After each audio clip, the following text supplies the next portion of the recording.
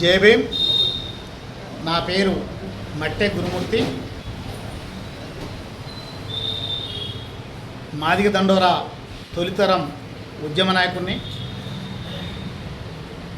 మాదిగ నా రక్త బంధువులారా,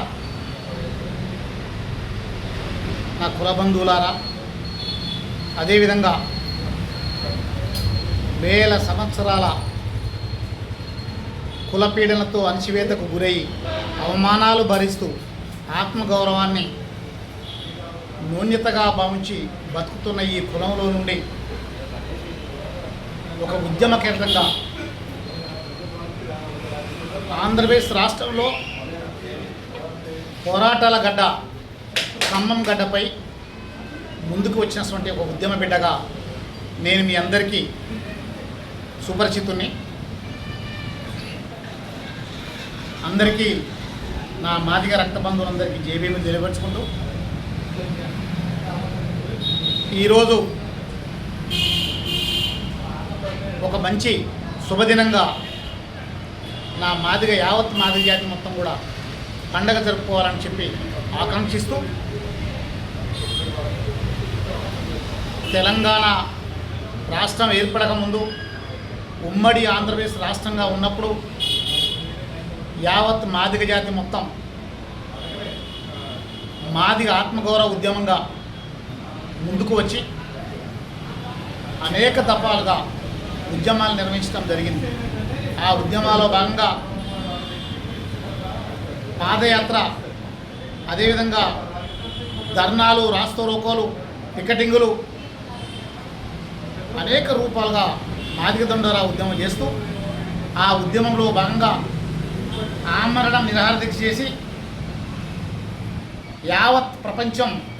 మాదిగల ఆత్మగౌరవం వైపు తొంగి చూసేట్టుగా ఒక గొప్ప ఉద్యమాన్ని నిర్వహించి ఈ నిర్వహణలో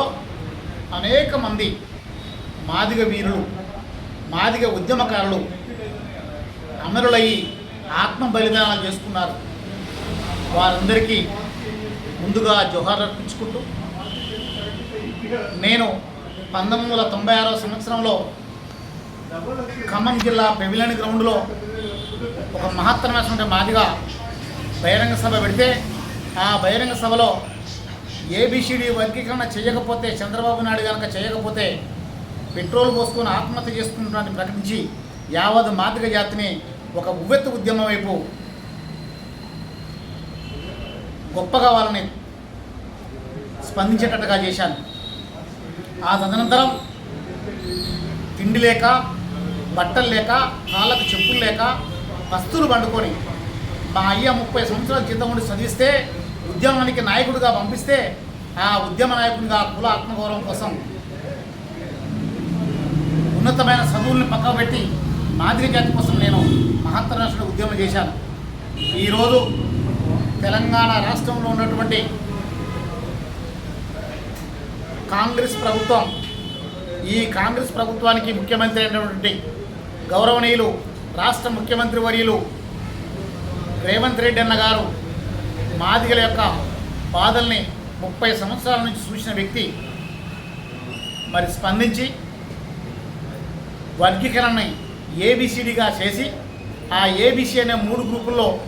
మాదిగలకి 10% ఇచ్చి నేను మీలో ఒకవన్నీ,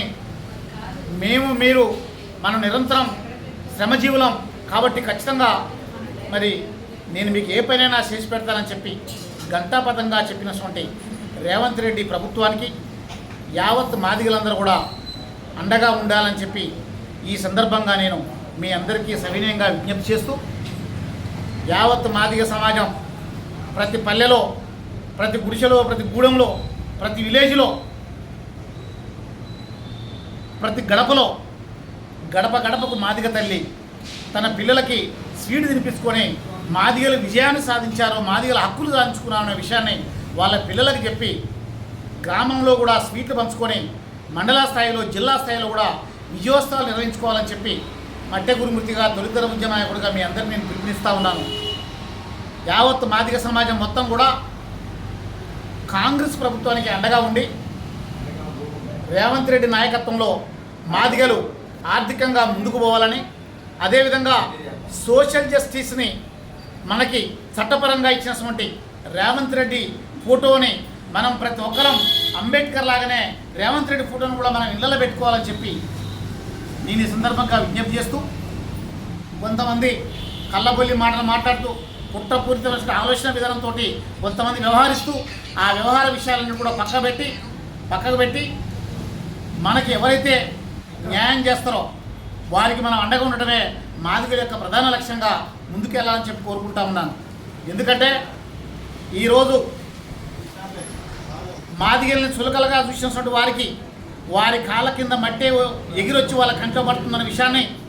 యావత్ సమాజం గమనించింది. మాదిగల్ని కుట్రపూరితంగా ఏ వైపో తీసుకెళ్లాలని కొంతమంది ప్రయత్నాలు చేస్తుంటే వాళ్ళందరికీ కర్రు కాల్చి వాత పెట్టే సందంగా ఈ ప్రభుత్వం కనుదెరిసే విధంగా ఈ ప్రభుత్వం మాదిగలకి గొప్ప అవకాశాన్ని ఇచ్చి వాళ్ళని మహోన్నత వ్యక్తులుగా ఈరోజు మనకి 10% మాదిగలకి రిజర్వేషన్ను మనకి పంచివ్వటం అనేది ఒక గొప్ప పరిణామం, శుభపరిణామం. కాబట్టి దీనికి అందరూ అనేక విషయాలుగా మరి ఒక గొప్ప ఈ ఉద్యమం యొక్క బాధ సాధకాన్ని తెలుసుకొని మనకు అవకాశాలు ఇచ్చారు కాబట్టి, మనకు హక్కులను కల్పించారు కాబట్టి మనందరం కూడా మన పిల్లగాళ్ళందరినీ కూడా గొప్పగా చదివించి బ్యాక్లాగ్ పోస్టులు లేకుండా అన్ని రంగాల్లో మన పిల్లల్ని ఐఏఎస్లు, ఐపీఎస్లు, డాక్టర్లు, ఇంజనీర్లు, అదే రకంగా మున్సిపాలిటీ డిపార్ట్మెంట్, మొత్తం రెవెన్యూ డిపార్ట్మెంటు, అన్ని డిపార్ట్మెంట్లలో మన వాటా మనం దక్కించుకొని మన ఉద్యోగాల్లో ముందుకెళ్ళాలని చెప్పి మనందరం కూడా గ్రామాలలో ప్రతిజ్ఞ చేసి ప్రతి తల్లి తన బిడ్డ మీద ప్రతిజ్ఞ చేసి తన బిడ్డల్ని గొప్ప నాయకులుగా, గొప్ప విద్యావంతులుగా, గొప్ప ఉద్యోగులుగా చేయడం కోసం ముందుకు రావాలని చెప్పి ఈ సందర్భంగా నేను విజ్ఞప్తి చేసుకుంటున్నాను. జై భీమ్, జై మాదిగ, జై జై మాదిగ. మరి అదేవిధంగా డాక్టర్ పిడమర్తి రమణ నాయకత్వంలో మాదిగ చేసి ఆధ్వర్యంలో రాష్ట్ర వ్యాప్తంగా ఒక గొప్ప ఉద్యమం నడిచింది. దాని ఫలితంగానే ఈరోజు మనకు 10 రిజర్వేషన్ వచ్చింది. కాబట్టి ఆ రిజర్వేషన్ కూడా మనం గొప్పగా వినియోగించుకోవడం కోసం మీరందరూ ముందుకు రావాలని చెప్పి విజ్ఞప్తి చేసుకుంటున్నాను. ఇట్లు మీ మట్టే గురుమూర్తి.